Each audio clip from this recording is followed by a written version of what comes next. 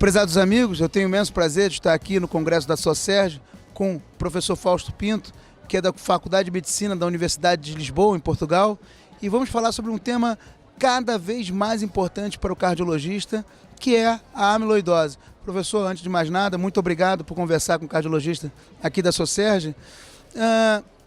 Essa não é definitivamente uma doença que os cardiologistas estudam muito e tem muito em sua mente quando vê um paciente. Por que o cardiologista precisa conhecer a amiloidose? Quais são as implicações para o cardiologista? E como suspeitar de um paciente ter amiloidose nos nossos consultórios? Bom, em primeiro lugar, é um prazer estar aqui novamente no Brasil, no Rio de Janeiro, e poder discutir alguns assuntos de grande interesse para todos, incluindo a amiloidose cardíaca. A amiloidose cardíaca, de facto, durante muito tempo, pensou-se que era uma doença relativamente rara.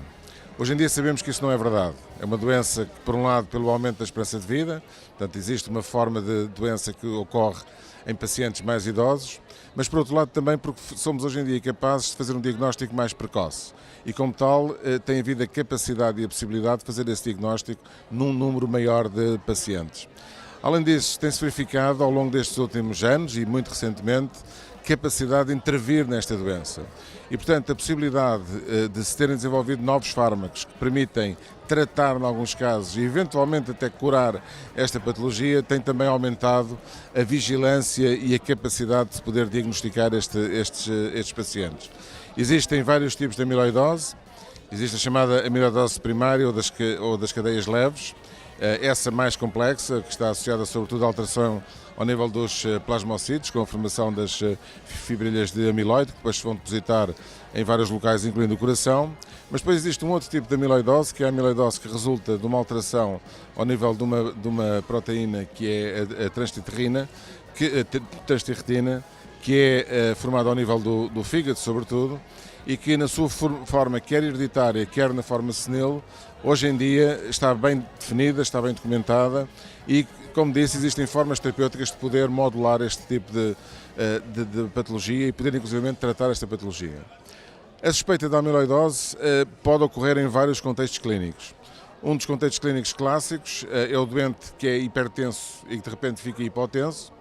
É o paciente que tem alterações do tipo hipotensão, nomeadamente hipotensão postural. Pacientes que desenvolvem insuficiência cardíaca, nomeadamente insuficiência cardíaca com fração de ejeção preservada, deve suspeitar-se, sobretudo se houver um padrão de pseudo-hipertrofia ventricular esquerda, deve suspeitar-se desta patologia e existe também, sobretudo nos pacientes mais idosos, a existência no ecocardiograma um aumento da espessura das paredes, com uma baixa voltagem no eletrocardiograma e hipotensão. Isto é quase patognomónico, não é, mas é quase patognomónico da existência de uma amiloidose cardíaca. Portanto, é uma patologia que de facto deve merecer a atenção do cardiologista cada vez mais. Também a importância do diagnóstico precoce, porque quanto mais precocemente a diagnosticarmos e quanto mais precocemente pudermos intervir sobre a sua história natural, melhores os resultados.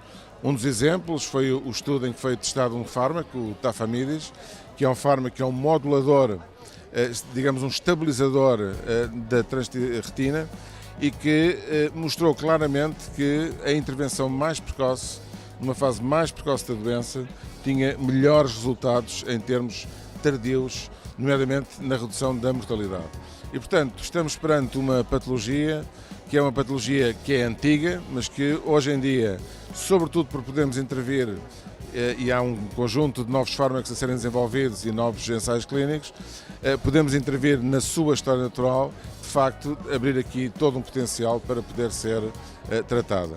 Dizer que, por exemplo, verificou-se que pacientes que puseram TAVI, nomeadamente no padrão dito de baixo fluxo, baixo gradiente, cerca de 20% desses pacientes tinham amiloidose. Portanto, estamos a ver que não é uma patologia assim tão rara quanto isso. Dr. Fausto, nós fazíamos antigamente o diagnóstico de amiloidose através de uma biópsia, né, que é uma preocupação muito grande dos cardiologistas, de maneira por causa do risco, da possibilidade de complicações associadas ao procedimento. Há como fazermos o diagnóstico sem a biópsia? É possível fazer essa estratégia? Sim, de facto, um dos grandes avanços foi a cintilografia óssea. Portanto, a cintilografia óssea permite, através de um score, poder definir no score 2 e 3, que é quando existe uma maior captação por parte do miocárdio, igual ou superior à captação óssea, poder fazer um diagnóstico de certeza, sobretudo quando se exclui a existência de uma gama-batia monoclonal, uma vez que isso faz praticamente com uma sensibilidade quase 100%, aliás há um artigo que mostrou uma sensibilidade de 100% para a variante da transtiratina, da amiloidose da transtiratina, sobretudo a forma hereditária ou a forma chamada senil. E esta, digamos que é uma biópsia não invasiva, portanto é a forma de podermos com meta-imagem diagnosticar. Nos casos em que persiste a dúvida, o algoritmo, então, há um algoritmo bem definido. Nos casos em que, apesar de tudo, temos uma cintilografia que pode ser borderline, ou de score 1, ou em que há alguma dúvida, estes são os casos em que, se a suspeita clínica é forte, devem fazer biópsia endomiocárdica. É o protocolo que nós seguimos na minha instituição, nós somos centro de referência para esta patologia e apenas nos casos em que há dúvida, hoje em dia é que fazemos a biópsia endomiocárdica e no nosso caso estamos até a fazer a biópsia do ventrículo esquerdo, que é uma metodologia que permite colher uma maior quantidade de tecido e permite fazer uma biópsia um pouco mais, digamos, com uma acuidade superior. Mas será feita apenas nos casos em que persiste a dúvida e em que há uma dúvida clínica que é consubstanciada pelo facto de haver um exame cintilográfico que não é completamente esclarecedor. Mas respondendo à sua pergunta, hoje em dia a maior parte dos pacientes não fazem biópsia. Professor Fausto, eu gostaria de agradecer bastante essa entrevista. Muito obrigado por compartilhar conosco o seu conhecimento. Obrigado. Muito obrigado.